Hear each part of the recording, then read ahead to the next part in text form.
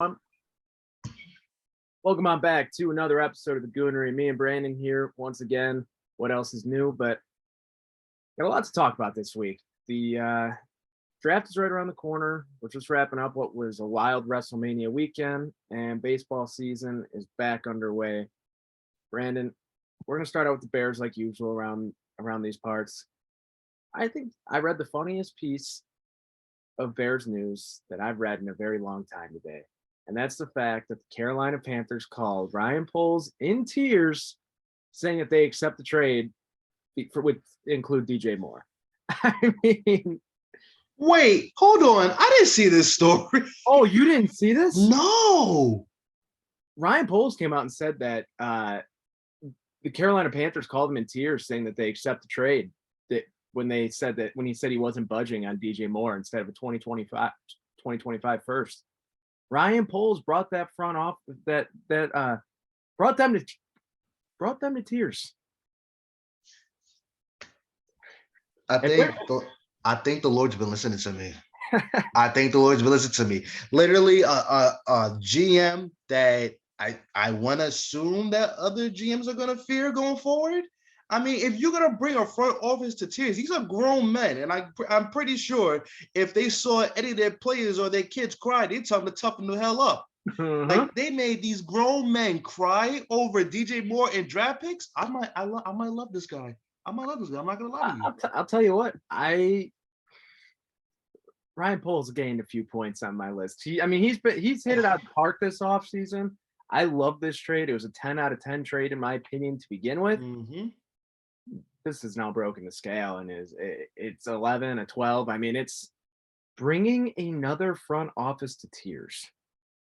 I mean, I would just love to be able to have listened to what that conversation went like, or just a fly on the wall in the Carolina Panthers offices as they decide that, you know what, fuck it. What other option do we have? We put our nuts on the table. We told them that we really want a quarterback and we fucked ourselves. I really wonder, in the midst of the GM of the Panthers calling the Chicago Bears saying that they accepted the trade, did or did not Ryan Poles hold his laugh in as he was trying not to sprinkle as much on the wound that it already is? Because who knows if Ryan Poles is a better man than me? Because if I heard that phone call, I would be like, this is embarrassing. I thank you for your business, but have a nice life. But regardless of all that, this is the life in the NFL. You have to do what you have to do to get a franchise starting quarterback. And if anybody knows that, it's me and you. We saw the Justin Fields trade, but that wasn't even like the tip of the iceberg. The real tip of the iceberg was Mitchell Trubisky. And of course, around draft time, you get reminded about how many picks the Bears did give up to move on one spot. And it's crazy how much of a far cry that was and where we are now in terms of an organization and the moves we're making and how the culture has just basically shifted. And not only that, the public perception towards the Bears now, where people are saying, wow, this is really not the laughing stock of an organization that we thought they were for damn near 15, 20 plus years. I mean, literally think about it. Outside of 2013 and 2018, what has there been for the Bears? And even then, those proved to be flukes. Now it appears there's a foundation. It was a horrible year. Atrocious product on the field this past year, but we all knew that. We were all okay with that. We listened to the episodes from this season. Hey, Fields looked good. They lost the game. All that matters. And they tanked. Teams could learn a thing or two about how the Bears tanked this year because it was done masterfully. But right now, they're in a position where they traded back from first overall. They got a few first-round picks. They added a true number one wide receiver, and they are still in the top 10 and in a position to acquire even more picks if they really decide to, because there's a lot of different ways this first round can shape up. So there's now the rumors swirling around that the Titans are going to trade up and draft a quarterback. Well, hypothetically speaking, let's just say one of the quarterbacks falls. Let's say two of the quarterbacks potentially fall to 9, right? realistically, let's say Will Levis and Anthony Richardson. Mhm. Most likely would be the two to fall. Mhm. If they somehow are there at 9, you have to imagine Poles is taking that phone call and trading those picks Yeah, immediately. definitely. And oh, you're offering this? Well, we actually have another team on the line who's offering us this. I mean, he's going to smoke screen him, and guess what? Yeah, They'll never know. right. And don't realistically though, it's in a good spot, and I know who you want them to take at 9 at this point. It's abundantly clear. I would not be upset with it. I just wouldn't agree with it per se. Mhm. But we're both on the same page with it being a Buckeye at number 9, I think. Absolutely. And I mean, ideally, hey, Jalen Carter somehow falls there. You can't pass up on him. He is, Mm-mm. for an interior defensive lineman, probably as good of a prospect as we've seen since Aaron Donald? that's what I was thinking, but he wasn't a top 5. He was like, I think like the 13, 14 pick, something like that. We were all I know is we was one away. Yes. Yep. Yeah, we were right there. But really, like he has been deemed by most as the most talented player in this draft. So Right. he's there, you can't pass him up. But in terms of just pure need based real on what should realistically happen, I'm getting to the point where I think I'll be upset if Paris Johnson is not a Chicago Bear. So here's how I'm gonna take this because I've showed you a lot of mock drafts where Jackson Smith and Jigma is a number 1 or number 9 overall pick. And that's me just kind of gauging where the draft is going to go. Where's it going to head to? Is it going to be offensive tackle heavy in the later in the later top 10? Or is it going to be geared more to the wide receivers? Is it going to be geared more to the quarterbacks? And I think we're pretty certain that the quarterbacks are going to be heavy in the top 10. Mm-hmm. Now, I think the Bears are in a really, really good spot to Yeah. address their biggest need. And if you trade back with the Titans, you're going to land at number 11. And I think, crazy enough, I still think that Paris Johnson will still be in play at 11. And here's the thing, too. If you were to trade back to 11, there's still Broderick Jones, who I think fits more of the Bears, more than, well, secondly on the list with the 3 top offensive tackles, with him, Skoronski, and Johnson. So he could be of a choice. And then Peter Skoronski is obviously a guy who's going to be deemed the best offensive tackle. I've seen a lot of mocks where he is the guy. Me, not so much. I don't agree with it, but it's not a bad pick per se. It's not. And the thing with Skoronski is just pure size alone. You just have to assume he's going to kick inside the guard, and he'll be a great guard. But first round, you're in a position where you want to take the guy who has more potential in the NFL. I mean, let's be honest. Yeah. Paris Johnson played both guard and tackle at the Big Ten level. I mean, so just like Skoronski, successfully. Skoronski hasn't kicked inside the guard yet. Who knows how smooth that transition will be? I'm sure it wouldn't be horrible, but that's going from being hands on your hips for the snap to your hand in the dirt in a 3-point stance. I mean, realistically, that's a bigger transition than people want to admit. And Paris Johnson makes sense to me. Let me ask you a question. Let's say a team like the Tampa Bay Buccaneers call. I forgot what their position in, but they are in the 20s. Mm-hmm. They give up a good amount of picks to get a franchise quarterback. You'll probably end up with maybe 3 second-round picks, and you still have a chance at a Darnell Wright. You still have a chance at Anton Harrison. Number 19. Yes, okay, they're 19. You're in perfect position to get one of them. Mm-hmm.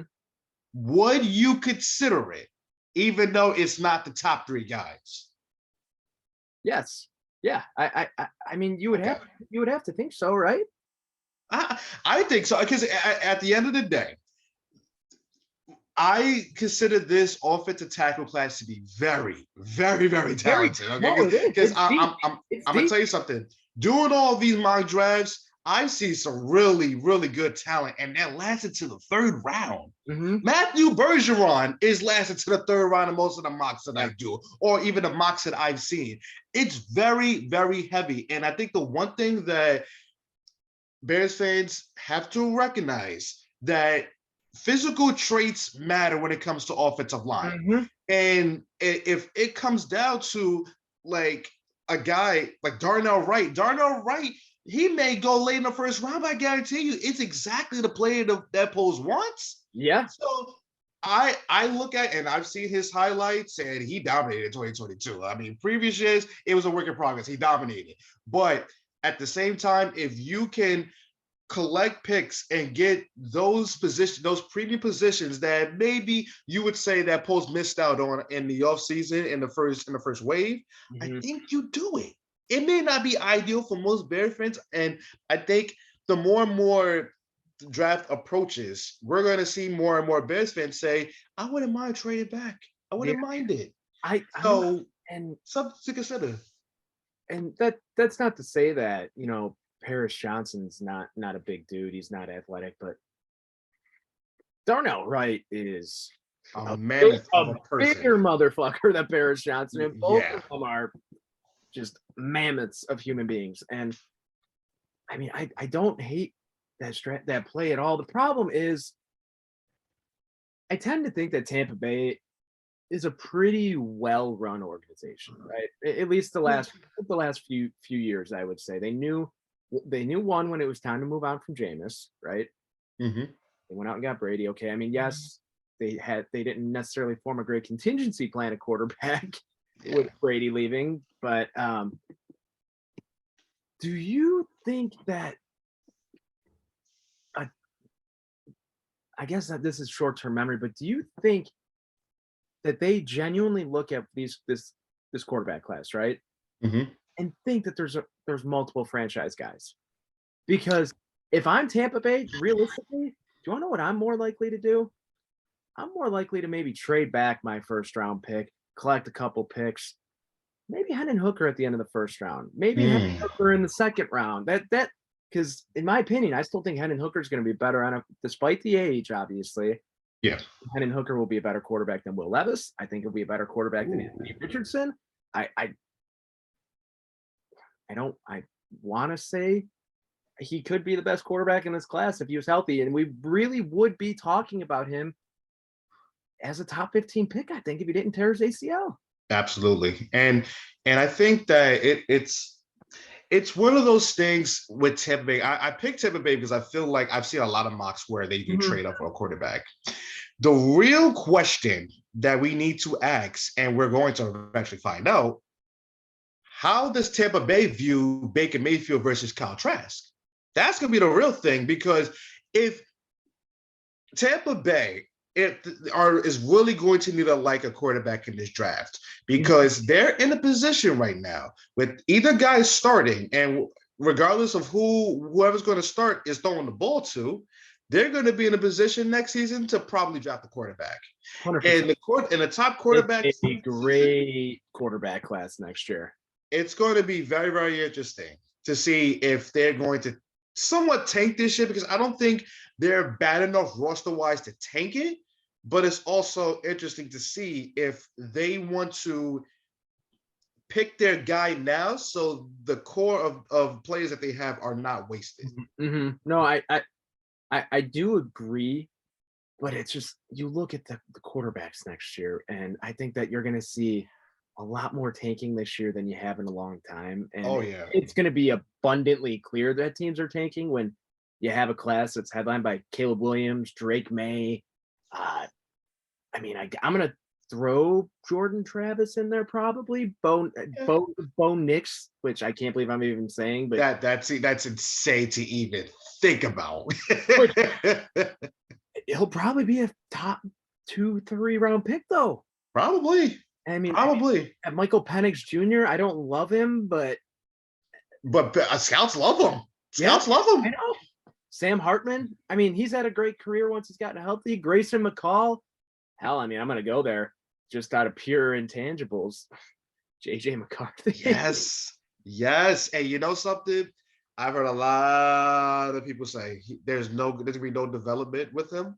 I find that very hard to believe. I think that it's a little ridiculous only because even though that his passing numbers are never going to jump off the page, if there are quarterbacks out there that are getting drafted off of tangibles alone, hello, Will Levis, I want to see my boy get drafted too. Yeah. He should get drafted in the top 10. Granted, I should pump the brakes because I have no idea who he's going to be next season.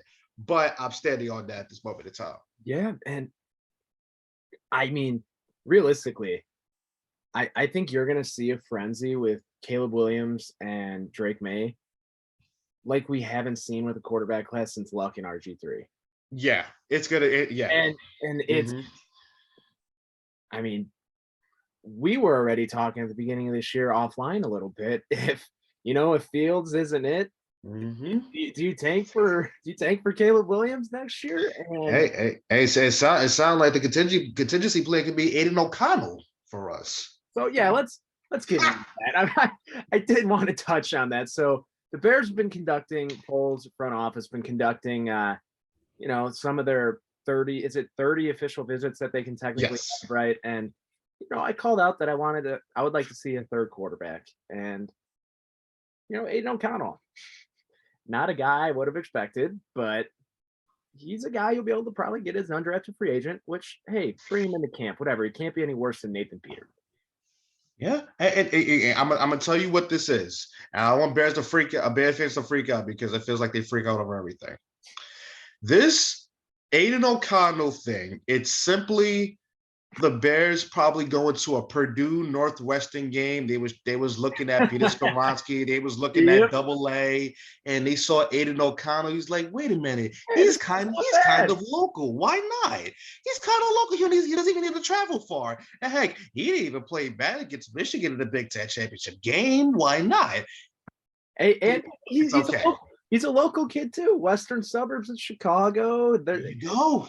There you go. Yep. So that's actually not the only local kid that they've brought in for an official visit. Another one that I found kind of intriguing. Who I went to high school with, Xavier Valade, running back from Arizona State, was originally at Wyoming, just tore it up at Wyoming. Had a pretty solid year at Arizona State last year. He's definitely not going to run the over. But with the scheme that the Bears run, I think he could be very effective on this roster. So admittedly, I have never seen him play. But I'd say that's one hell of a name. That is one hell of a name. Oh my! And when I was calling high school football games for our streaming service, it's my favorite name. I said out of all the 3 years I did. I mean, it's a badass name. At the time he scores, he throws up the X. Oh, Bears they would fall in love with that stuff. Yeah, and then they find out he's a local kid. I mean, so here's the thing about Xavier Valade. This is a little bit of insight on this kid. I mean, we're getting into Chicago high school football right now, but whatever. So before him, there was a running back a running back a year older than him at my high school. Turned out it was his uncle. I didn't know that. And I was doing a pregame interview with with the said running back at the time. I was a sophomore in high school. And, he said, first and foremost, I want to thank my nephew for being the change of pace behind me. And I was like, is that like your nephew? He like, really? He's like, yes, his mom is my sister. And like, I just like didn't know that. But so he did not play much until his senior year. He had no offers going into his senior year. Ended up getting a few smaller D1 offers, and kid from the south side of Chicago decides, fuck it, I'm gonna go play in Laramie, Wyoming, and just completely tore it. I'm pretty sure he might be their all-time leading rusher there. But he's top 20 all-time, I know, NCAA for career rushing yards. Damn, I've never heard of them. And you know me, I'm like big into college football. I've never heard. So he is very he's not the biggest guy. He's probably about, if I had to guess, about 6'6'1", maybe 200 pounds. But man, oh man, he runs harder for his size. So I mean, in his career, he had 22 games with 100 plus rushing yards. He had 1,500 all-purpose yards with Arizona State last year in his first year in the program. Led the Pac-12 in rushing touchdowns last year with 16. He I'm trying to just read the rest of it. So he has he's ranked as, in 4 seasons at Wyoming, 3,281 yards, 19 touchdowns on 626 carries, and finished as the second leading rusher in program history. And this is a guy who spent 3 years there, correct?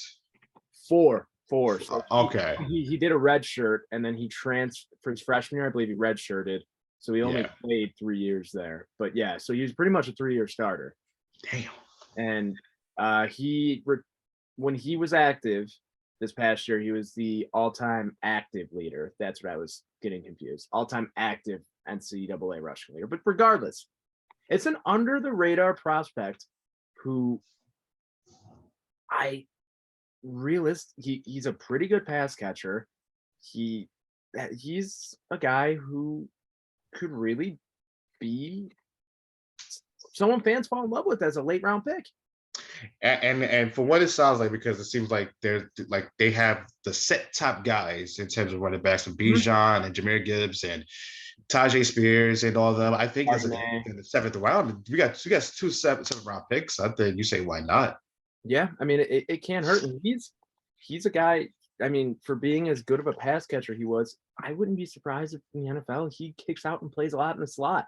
Realistically, he's versatile. He's versatile like that. So there's a lot of flexibility there. They also had a visit with Zach Charbonnet from UCLA. Oh, I love him. As do I. He runs fucking hard, man. And it's crazy. He's not a big dude. He was once a Michigan Wolverine. I loved him as a Michigan Wolverine, and he was once a part. He was the odd guy out of a row with Blake Corum and Hassan Haskins. Think about that for a second. It's absolutely amazing. But he's one of those guys I always rooted for, and I watched UCLA games because of Zach Charbonnet, and he did not disappoint. And I tell you, if he drops, Bears have to. I mean, he's literally the perfect replacement for David Montgomery. And even if you have some of the same style of running with him and Deontay Foreman, you'll take that. Yeah. He's very productive. Yep. So I mean, I'm genuinely thrilled with how this draft process is going. A lot of these names I like, and you're noticing a pattern in a lot of these guys. Yep. They are going for guys who are above average size. Either one of two things. They're either above average size at their position, they are athletic freaks, or a combination of both. And like they're looking at, what's his name from Miami, the defensive back, Tyreek Stevenson. They had a couple visits with him, I believe. I'm not rolling out Devin Witherspoon at 9 either. And I know I said it last week, but he lit it up at Illinois' pro day. Yeah. I wouldn't hate that, man. I would not hate that pick. It would be hard for me to get on behind that pick until he gets on the field.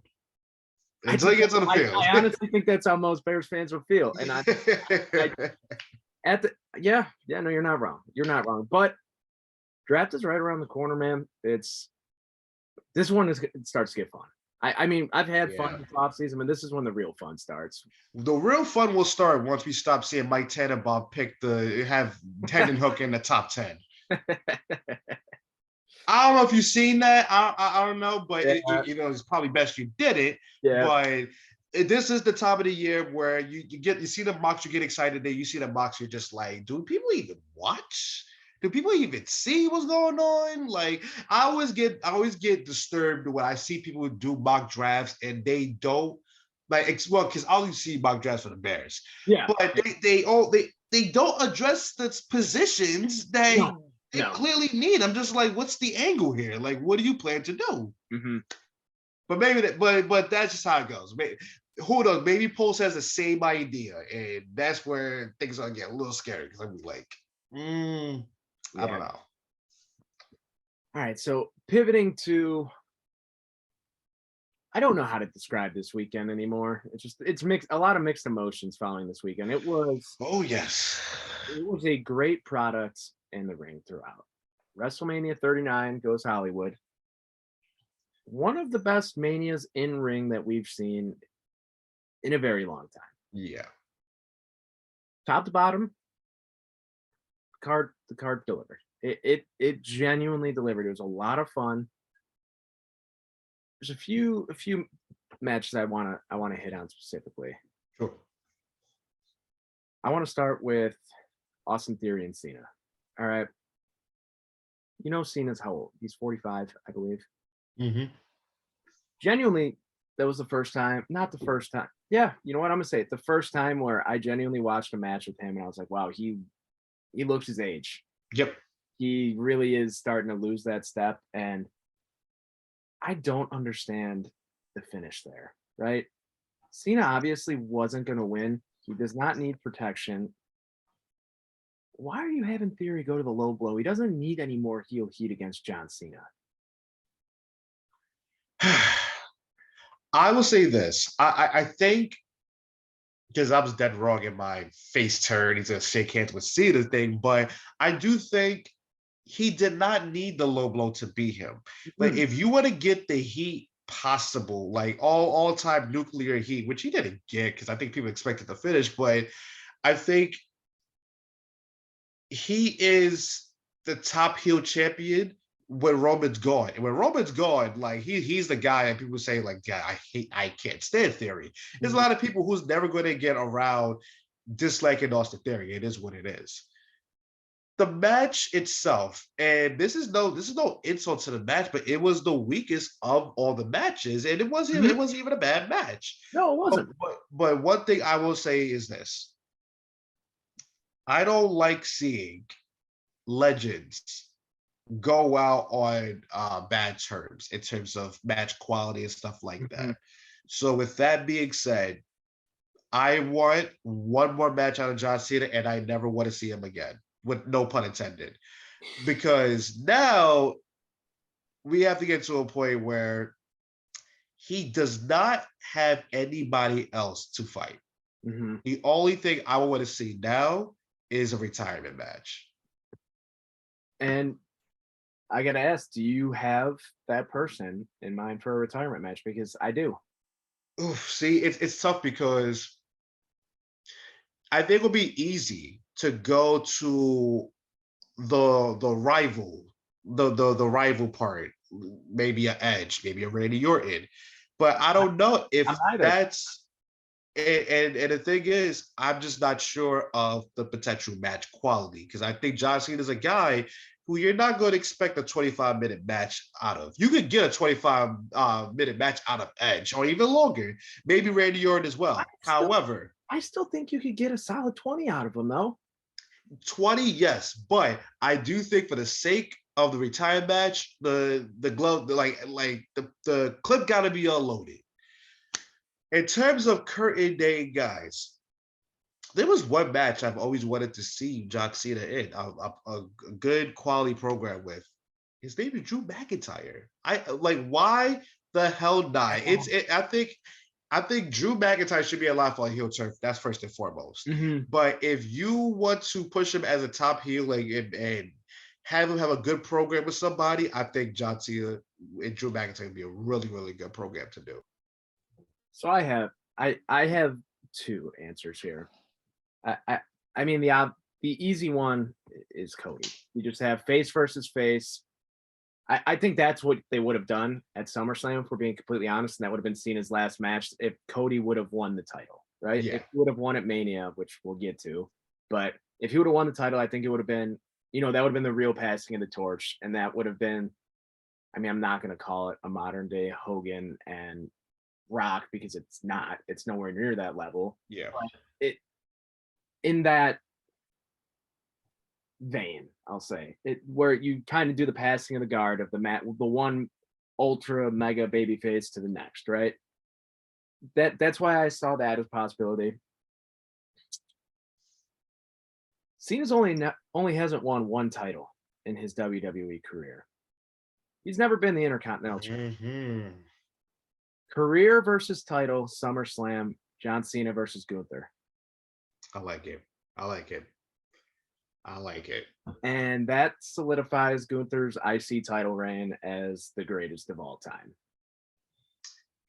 I don't know if we're gonna touch on that match. Oh, I won't. Oh boy. Let's just get into that right now. Yeah. Let's get into that right now because that is the match I had the highest expectations for all weekend. And it's still over delivered. It delivered. It did. It was big, sweaty, meaty men smacking meat. Good Lord, dude. I mean, not often watching matches do I genuinely like grimace and like cringe watching it, but when it got down to it, some of those chops, man, I was really just like, yeah, feeling it. We're feeling it. And when Sheamus got 30 beats of the Bodhrán on, I mean, it's just like it over delivered, man. And I'm gonna say it. I want one last world title run out of Sheamus. I think he's due. You know something? I love the Kevin Owens story that he told at the Royal Rumble. I think it was really good. I was expecting to be Sheamus. I really did.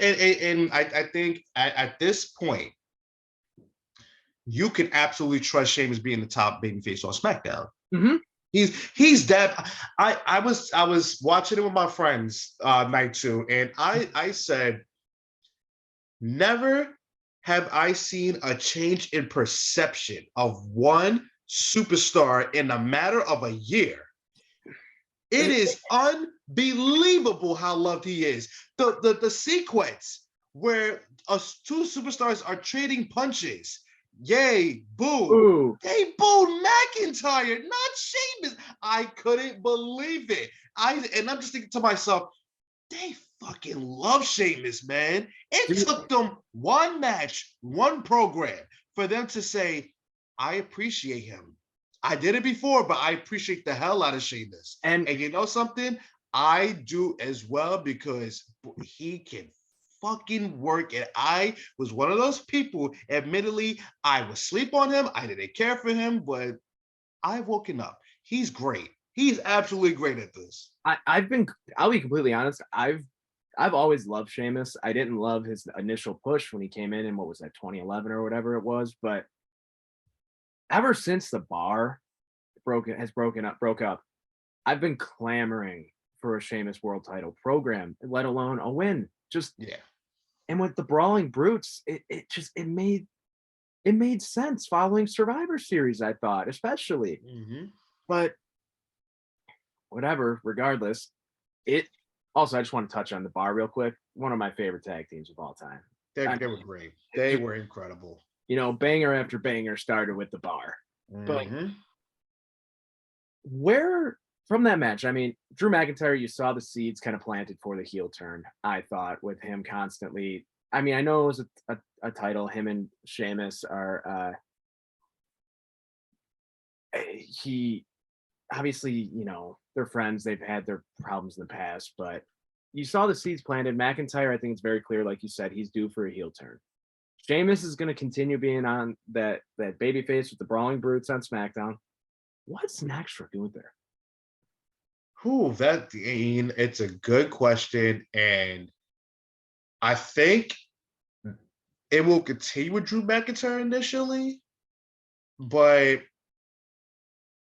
that is the best question possible. I don't know. But also let me say this. I think I haven't seen enough people say this. That finish to that match was as great as I've seen in a very, very long time. It was clean, it was dominant, and it was everything that you would want Gunther's character to be. A dominant force that you would probably have to kill to win the championship. Mm-hmm. That finish was incredible. Yeah, man. I always enjoyed his work when he was in NXT UK. I mean, it's hard not to enjoy it, but since he's come up onto the main roster, it's just he has elevated his game to a level that it's not out of the question to say he's the best worker in the entire company. Hey man, I'm gonna tell you something. I think it was 2021. He had the two most favorite, the best, in my opinion, the two best matches of that year. Him and Dragunov beat the absolute shit out of one another. Yeah, it was the best stuff I saw all 2021. And I'm gonna be honest with you, through the 2022, and I'll be shocked even in 2023. I don't know what match is going to top that. I love those collection of matches were amazing. Yeah, man. No, I'm with you. That was in just a fan-fucking-tastic series. But next one I wanted to get into here, we'll include this all in one. It's the Bloodline, right? Yeah. Sami and KO dethrone the Usos, and tag team wrestling feels important again. Absolutely. WWE. If you would have told me 2 years ago that this is the third year of WrestleMania going 2 nights. My bad. So if you would have told me 3 years ago that one of the nights would have had a tag team title match main eventing, I would have laughed in your face. Oh yeah. Genuinely, because tag team wrestling the last God knows how many years has been a joke to Vince McMahon, WWE, and the Usos, who I'm going to say this. You can come at me if you want. The Usos are the greatest tag team of all time. Oh, you know something? They got a case. They have a case, and they really do. Their run that they have been on solely from an in-ring perspective since 2016,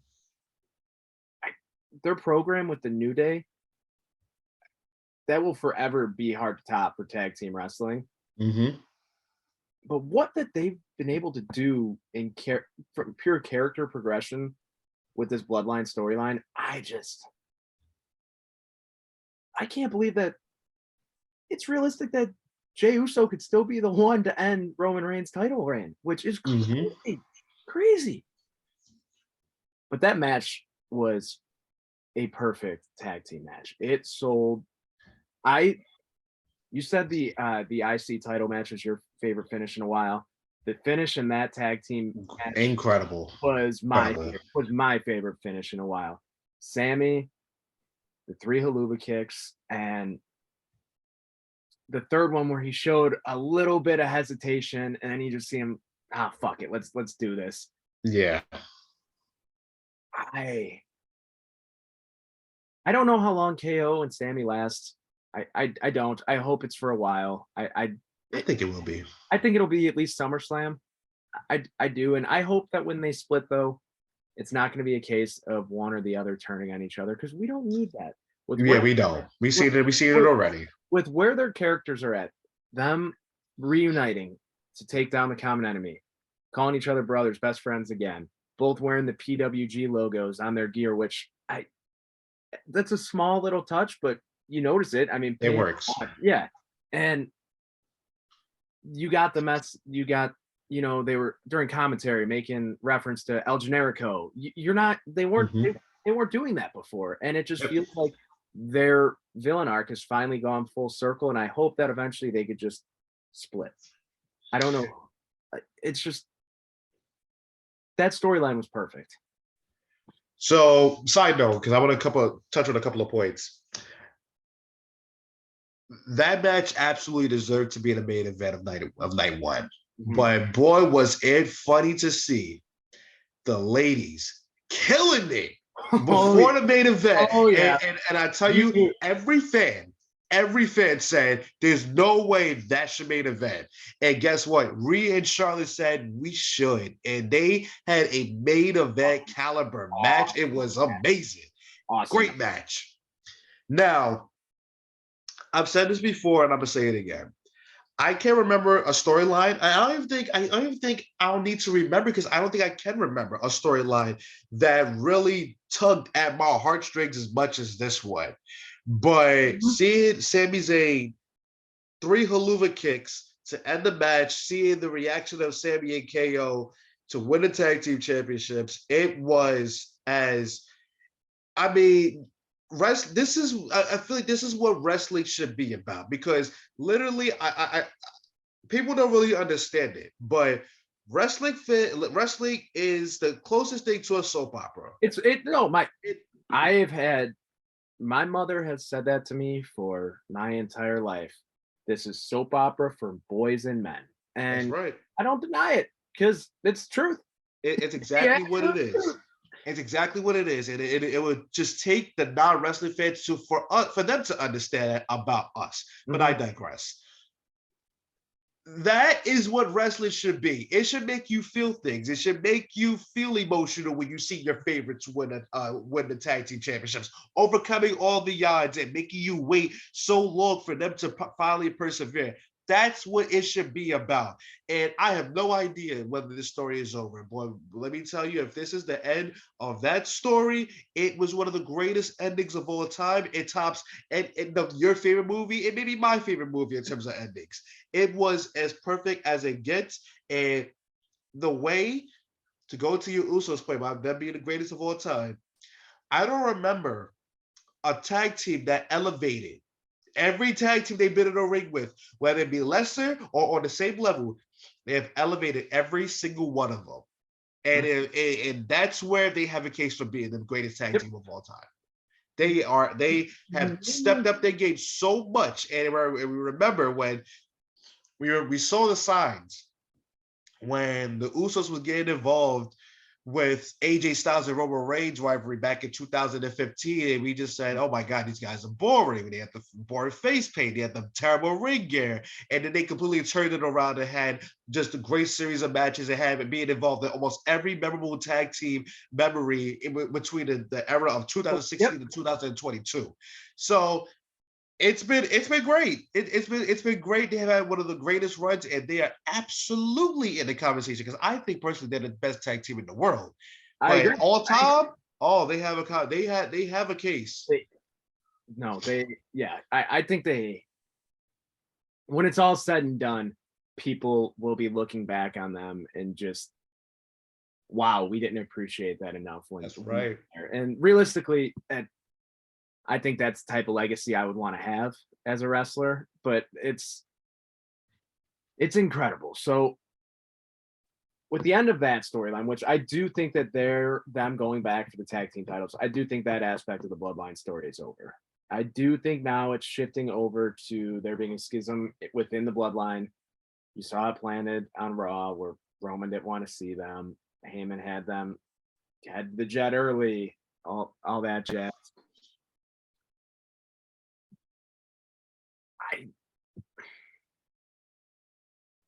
I would not be surprised that if we don't see Cody and Roman at the Saudi show, if we see Roman and Solo versus Jimmy and Jay in a tag team match. Oh, that would be something. That would be something. Because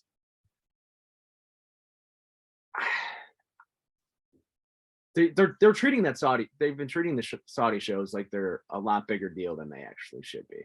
Yeah, and if it's not going to be Cody versus Roman for the title there, he's not going to have a title match. Quite frankly, I don't think if he doesn't have one there, he's not having one until SummerSlam. Excuse me. Or Money in the Bank. Maybe. I don't even know because here's the thing: I wouldn't be surprised to see Gunther main event at Money in the Bank against someone. Oh well, yeah. Being over in the UK, in Europe, it would make sense to me. Then again, it was just announced that AEW All In is back, and they are having All In at Wembley Stadium this summer. WWE is gonna be pulling the big guns out for Money in the Bank now. Oh, 1,000%. 1,000%. But I wanted to get into when we wrap up wrestling here. I wanted to get into what everyone's been talking about since Roman beating Cody. Just an atrocious finish. If you're gonna, I know why they did the finish that way, but it's a WrestleMania main event. I don't like it being an unclean finish. And if you're gonna have Cody lose, I guess this is the way to do it. But I just don't know how, with the reaction that Cody got when he came out, how you see that and you are just not like, oh shit, we fucked up. So I'm gonna, because I am known as the Cody rotator on this show, but I'm gonna completely take that out of the equation. That was the wrong finish. That was completely the wrong finish. I don't even think that it's a matter of Roman not. I don't think it's a matter of the who won. The winner of the match should have been Cody. I don't get, like, it should have been a screwy finish, and I don't think Roman should have won clean. Cody undoubtedly should have won that match. And I see, considering what Brock Lesnar did to Cody Rhodes on Monday, I see what angle they are heading with this. They are going to 2012 John Cena. It's the they are going to throw. John Yeah, Cena. you know, wow, perfect example. Perfect example. They're going to throw everything at him. He's going to have the biggest setback because everybody thought that he was going to be the guy to win. But yes, he's going to have a John Cena like 2023. And is it needed? No, it's not. Because I'm not one of those people that's going to sit there and say, oh, well, he's the biggest baby face and you just completely just ruined any momentum that he has going into the after Mania. I'm gonna say something. People have no idea what they're talking about. Cody Rhodes in WWE right now is Teflon. The only way he loses momentum is if the fans decide they want him to lose momentum. And here's the thing. The only way you lose momentum in the WWE is if you win whatever world title and they have you win every single match the same way. Go ask John Cena why he started getting booed. It was the same formula. That's the only way his momentum will be halted, because that's not really a momentum being halted. That's just fans turning on somebody. The fans are not going to turn on Tony. They're not going to turn on Cody Rhodes because he lost the championship. That's going to make it more lovable. But the fact of the matter is this: the wrong person won, and I want to see what angle they're going to go with, because I'm one of those guys that even if a bad decision is made, I want to see it play out. That's what all fans should want to do, is let it play out. But of course, as fans of wrestling, everybody's so reactionary. They don't want to let stuff play out. I'm curious to see how it is, but man, did they get that wrong. They got it so wrong. It was a great fucking match, too. It was incredible. That was one of the best main events I've seen in a long time. Like, that match it over-delivered. It over-delivered, and I also want to say this, too. Cody has to be one of the biggest fucking trolls in the entire industry, coming out, kissing the baby, hugging the family before the match. I'm watching that, and I'm like, there's no way he's losing. Yeah, that's exactly what I'm saying to myself as I'm watching. I'm like, all right, like kissing the baby, giving the weight belt to Brody Lee Jr. It's just like, all right, like, how much more of a baby face can he be? Yeah. Family man. And I'll tell you, they did not short him on pyro, though. That's for sure. That is for sure. And everybody was wondering, man, this is a lack of pyro. I'm like, oh, you just wait. It's on Cody and Roman. Just wait. And so I have friends this past weekend who are not wrestling fans, who were wrestling fans in the past and vaguely pay attention now, who remember from Cody Rhodes from when we were younger. Like, Cody Rhodes, he's a big deal now. Like, he is. and no one believes me when I say that, but then they see a video of his WrestleMania entrance. How great of a feeling do you think it has to be to hear 86,000 people scream at the top of your lungs Mhm. at whoa? Like Yeah. that is getting to that level of pop is getting to Austin Glass shattering pop. Or even Kurt Angle, "You suck" chants. It might be louder. Yeah, it's definitely louder. It's definitely louder. But in terms of popularity, Yeah, yeah, no, like fair, it's fair. But here's the thing. The babyface is always better in the chase.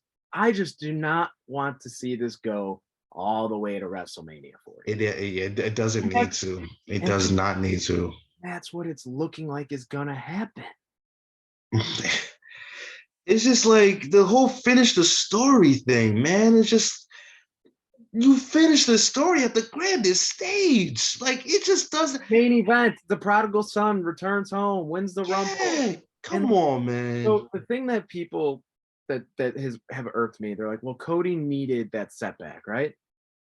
Was his setback not tearing his pec and then going out and delivering one of the best matches of the year in a Hell in a Cell? Right, Like right. his setback was that he probably would have won the world title earlier. As bad like Yeah. that sounds, because he would have. We would not be if he did not tear his pec. This reign would not have still been going on at Oh, Mania. 100%. This would have been over at probably SummerSlam. Probably SummerSlam. Definitely SummerSlam, actually. Yeah. So I don't know where they take this. If you go the Cody Brock route at Backlash in Puerto Rico, that's your main event. I mean, It's going to. and I genuinely don't know what to expect out of that match. I Because expect Cody to lose. as do I. No, I expect Yeah. him to lose that as well. But I don't know the reason. I'm still not getting the reason behind Brock taking out Cody, right?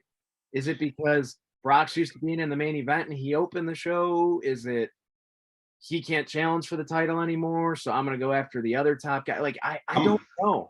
I'm going to tell you what it is.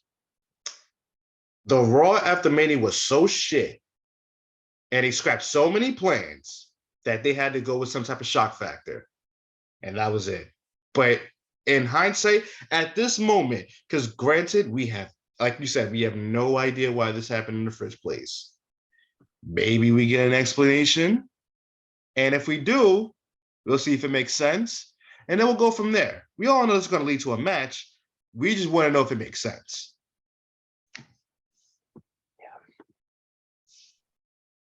So I mean, also with the rumors, I mean, you said it.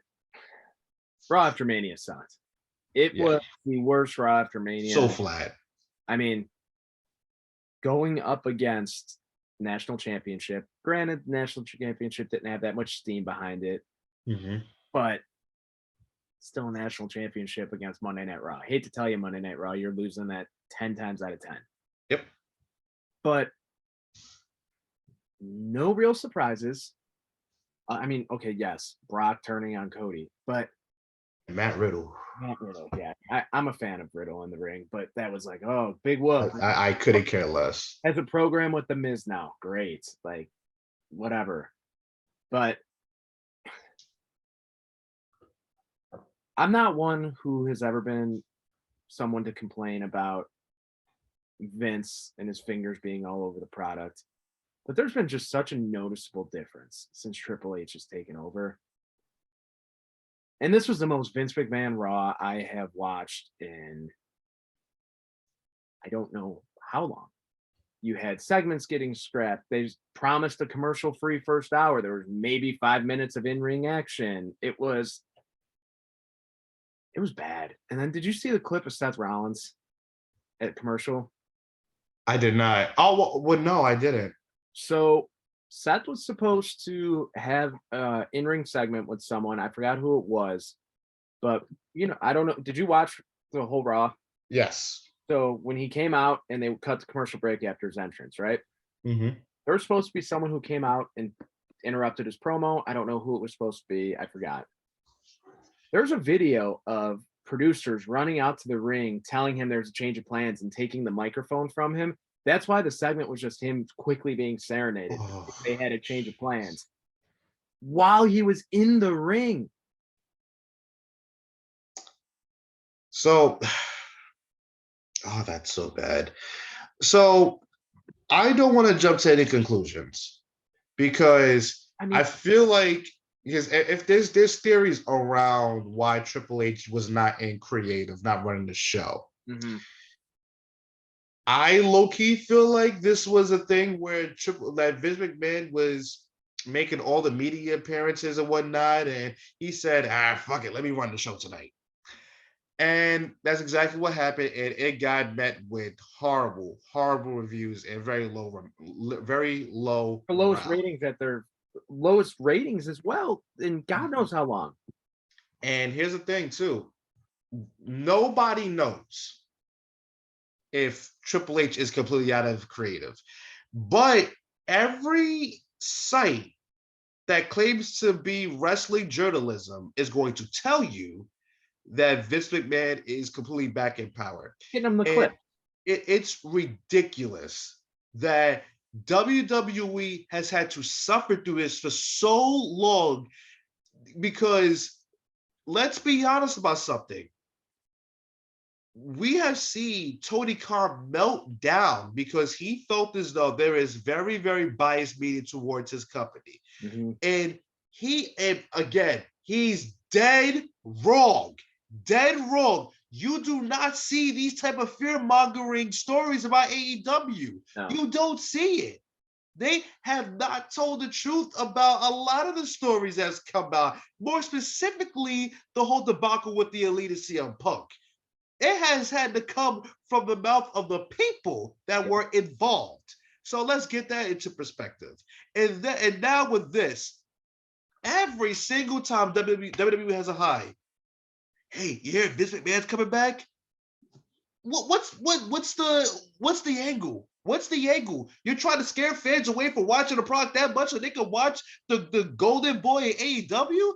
It's ridiculous. The thing about it is, Vince McMahon can be back in creative, and all this that I'm saying is complete for nothing. Mm-hmm. But the fact of the matter is, nobody knows anything. I don't know. You don't know. Wrestling journalisms don't know. Anyone who knows right now, it's WWE. I'm gonna go out on a limb. I don't even think they know yet. Yeah, I don't think so either. I don't think so.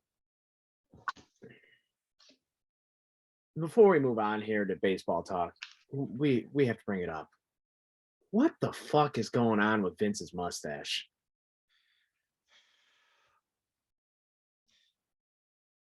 All I know is this. If a man is going to change his look after accusations, he did it. That's all I'm going to say. Whatever they say he did it. You know, you can't argue with that one. But pivoting over to baseball, it's April. Baseball season is here. And it's been an interesting start to the season. I've been a fan of the pitch clock rules so far. I don't know about you. It's definitely going on me. Yeah, it's definitely. I was not a fan originally. Pace of play has been better. You're seeing more stolen bases. There's some pitchers where it's really helping their game because they can't get in their heads enough and overthink things. They just rip it. But there's a storyline I have to ask you about with your Cardinals. Yes. What are they doing with Tyler O'Neill? I don't understand it, and that's coming from a White Sox fan who is used to incompetence. Yeah. So I didn't watch the game, and I saw everybody's talking about it. I did not think it was that big of a deal for everybody to talk about it, but that's exactly what happened. Mm-hmm. And let me just take this from a couple of perspectives. Number one, Tyler O'Neill is a really good player. I think he had a pretty down last year, but I think he's relatively a good player. I would agree. And the same breath, I would say I think Ali Marmol is a good manager, and he's learned under a lot of the greats, and I think it shows. Mm-hmm. And this is where number 2 comes in. Everybody's to blame.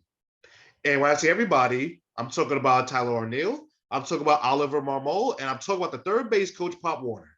Mm-hmm. So the effort wasn't quite there for O'Neill. And I kind of understand why the effort wasn't there, because he was just trying to gauge where the ball was going. You Mm-hmm. see, when you watch it, he's looking back to see if it's being fielded.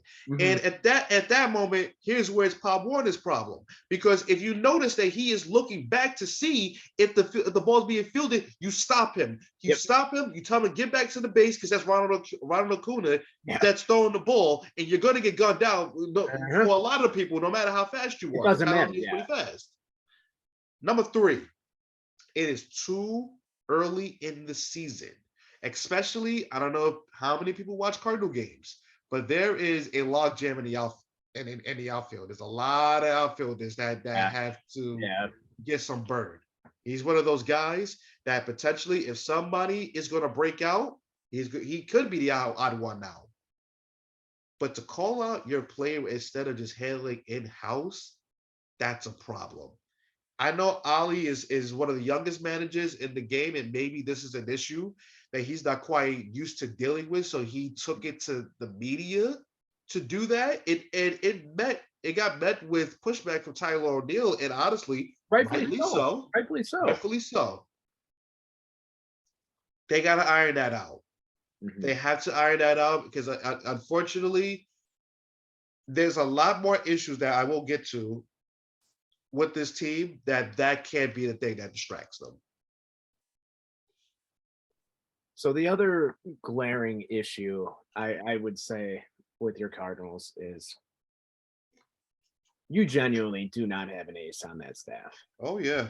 And that's not to say that you have a bad pitching rotation, because I don't think you do. But you don't have that one guy who you need one game and you need someone to go out there and absolutely fucking shove. You don't have it.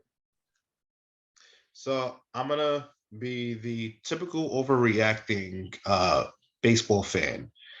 And we have not talked at length about baseball leading up to the season started, but I had one glaring issue with what wasn't addressed in the offseason. Mm-hmm. So here's what I'm going to do. I'm going to go through statistics of the 6 games that the Cardinals have played from this pitching staff. Game 1, Miles Michaelis, 10 hits, 5 earned runs, and 3 and 1/3 innings pitched. Jack Flaherty had 5 innings pitched with no hits, no earned runs. That's great. And so you see he had 7 walks. Yep. Jordan Montgomery probably had the most productive start with 5 innings pitched, 6 hits, and 3 runs, all coming in 1 inning. And then there's Jake Woodford, 4 and 1/3 innings pitched, 7 hits, 6 earned runs, and 3 walks to go along with that. Steven Matz, 5 and 1/3 innings pitched, 10 hits, 4 earned runs. He did have 7 strikeouts. That's an encouraging sign, I guess. Mm-hmm. And then today with Miles Michaelis capping off a sweep that we endured from the Braves after beating a AL contender in the Blue Jays with 6 innings pitched, 9 hits, 5 earned runs, 6 strikeouts. This right here is a small sample size of what the Cardinals rotation has been early in the season. And obviously, it is too early to panic if you're looking on it on its surface. Mm-hmm. But here's the problem. It's been an issue every single season with this stuff, that there is glaring issues. Yep. Because we had to replace Yachty. We got Wilson Contreras. Great. Mm-hmm. I don't think anyone else can point out any other move the Cardinals made throughout the offseason. I know. They tried to get Pablo Lopez. They didn't get him. And after that, I don't know any other starter they was in the market for. John Mozeliak's problem is that he thinks this thing where there's going to be that one breakout guy every year that's going to save this team from what it really is. And turns out it's very glaringly obvious once you hit the postseason and you can't win a game. Yep. That's been the case for the past 2 seasons. It is a problem. And I'm going to tell you something. Again, early in the season, very small sample size. Brewers look better on offense. And, Yeah. and by the way, they can still pitch. So the Cardinals are absolutely not going to last this season without adding a starting pitcher because they're going to learn the hard way. They're going to learn the hard way that if you have Jake Woodford as your 4th starter, you're going to fail. And they have to stop relying on Jack Flaherty. Steven Matz, I've been high on him, but maybe he's not as good as I thought. Mm-hmm. They need a top of the rotation guy. And if they don't, they're going to have another first-round exit and probably another sweep. Yeah, I don't even want to say it, but it feels like you're stuck in baseball purgatory at this moment in time because pitching is what wins you championships. They have as good of a lineup as probably anyone. If we're being, and by the way, that was something that because they fired their hitting coach, and I said maybe things will change. Granted, the past 2 days have been sluggish for the Cardinals, and Braves pitching is good, even though it's with guys that are relatively new. Yeah. It is what it is. I believe in that offense. I believe in that offense, but of course, when one problem gets maybe solved, there's another problem. That's just the way it goes, I guess. Like owning a home, man. Anytime you fix one problem, another one comes right back up. Yep. Hey, fuck. So that's where I'm currently at with the White Sox too, where it's already in. I don't want to say I'm already like pissed because I'm not. They've looked okay. They have not looked bad. Starters have all looked relatively pretty well. Bullpens look like shit, but there's fixes on the way with Garrett Crochet coming back from being hurt and Liam Hendricks officially being cancer free, expecting to be back mid to late May now, which is incredible. Apparently, he did not stop throwing in the entirety of his treatments. That's something. Fucking madman. Yeah. And he's ready to go, I guess. Going to be relatively ready to go pretty quickly. So, I mean, the back end of the pen should be shored up pretty quickly, and you're not going to be having guys in spots they shouldn't be. They'll be back to their normal places in the pen. Ronaldo Lopez won't be in the 9th inning anymore. I think he'll eventually be a closer, but at this moment in time, he's not a closer on this roster, and that's fine. It's still more or less the same. Yes, Tony La Russa is gone. Great. They signed Andrew Benintendi so they could have a real outfield, and that's great. The outfield defense, there is already a noticeable difference with an outfield of Benintendi, Luis Robert, who if he does not win a Gold Glove this year, I don't know what people are watching because he is just a human highlight reel in the outfield already. Oscar Colas, the rookie, still early. I have faith in him. Eloy Jimenez is not playing the field, but he has already made his first stint on the injured list as of this morning because he tweaked his hamstring and he has yet to play the field. He has not played one inning in the field, and Eloy Jimenez has already tweaked his hamstring. I'm getting to the point with him where you can't expect more than 100 games. Any thought of him being a 40 home run guy if he could stay healthy, which if he is healthy, he's a 40 home run guy, no doubt about it. He has as raw of power as probably anyone in the bigs with his swing. He's like the guy in SpongeBob whose bones are made of paper and his skin's made of glass. Like it's same story, different year. And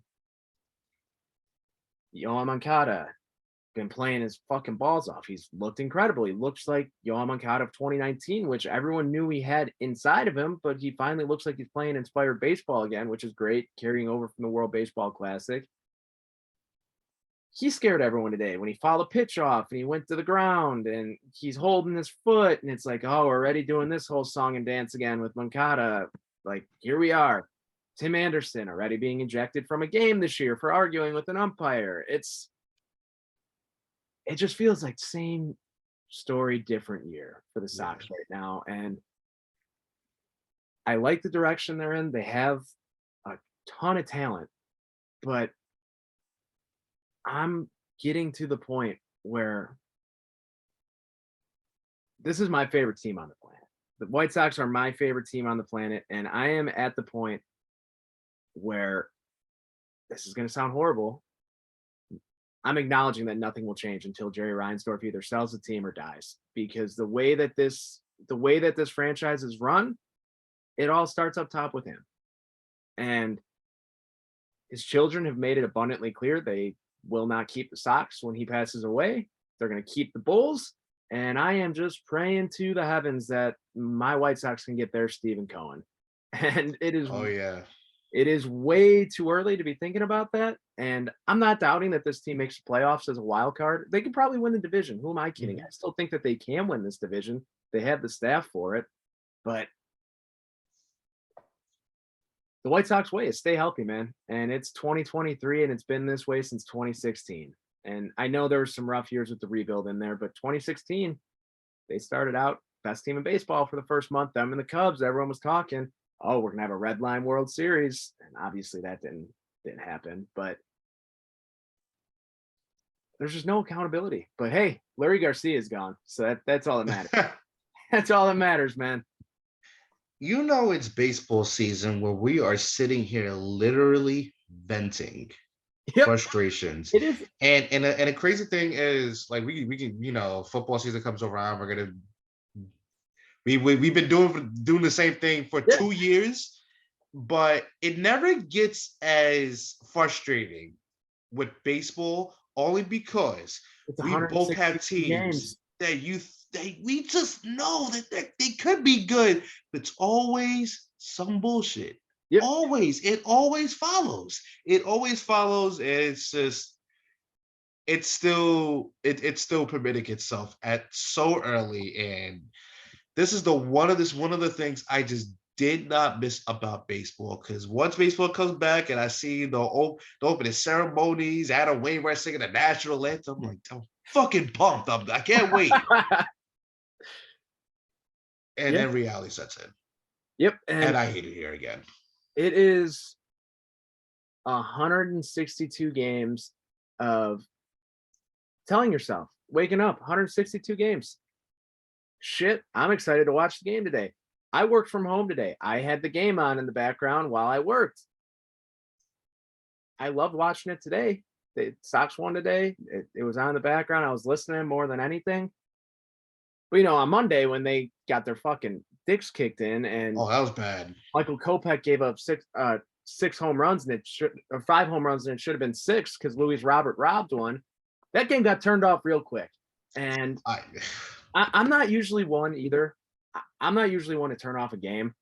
If the Sox are on, I will keep it on and suffer through it. I'm trying to be better this year about that.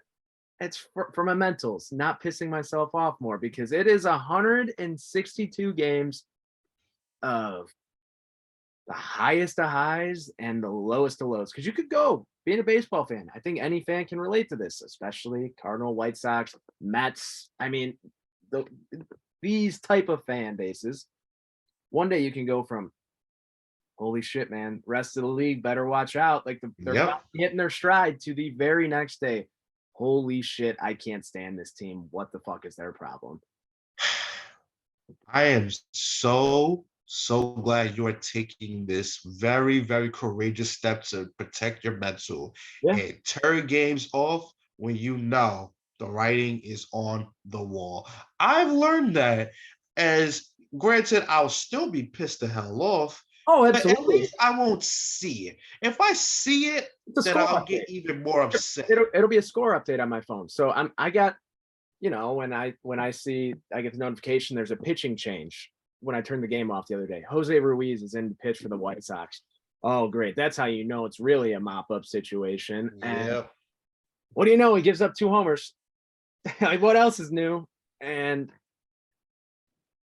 yeah, it's a big step, and I'm happy I've taken it, because after these past few seasons, man, you can't do it. You can't. No. It is not healthy for adults like us to sit through that. I am that guy that, as a matter of fact, I'm the fans during the first Spurs and Heat playoffs when they all left the stadium because they thought they was going to lose. And once they come back, I'm knocking at the door trying to be let back in. That's me. And I have no apologies about it. Yeah, it's a big step. It's a big step. We'll see how long it lasts. Who knows? But end of the day, I don't have to deal with Luis Garcia, and I don't have to deal with having a geriatric, drunk asshole of a manager and Tony La Russa anymore. So brighter days are ahead. Let's hope. With that being said, we'll probably be back next week, probably venting again about our frustrations with baseball, talking the draft again, and most likely wrestling. Who are we kidding? But if you made it this far, thanks for watching, listening to the show, and we will see you next week.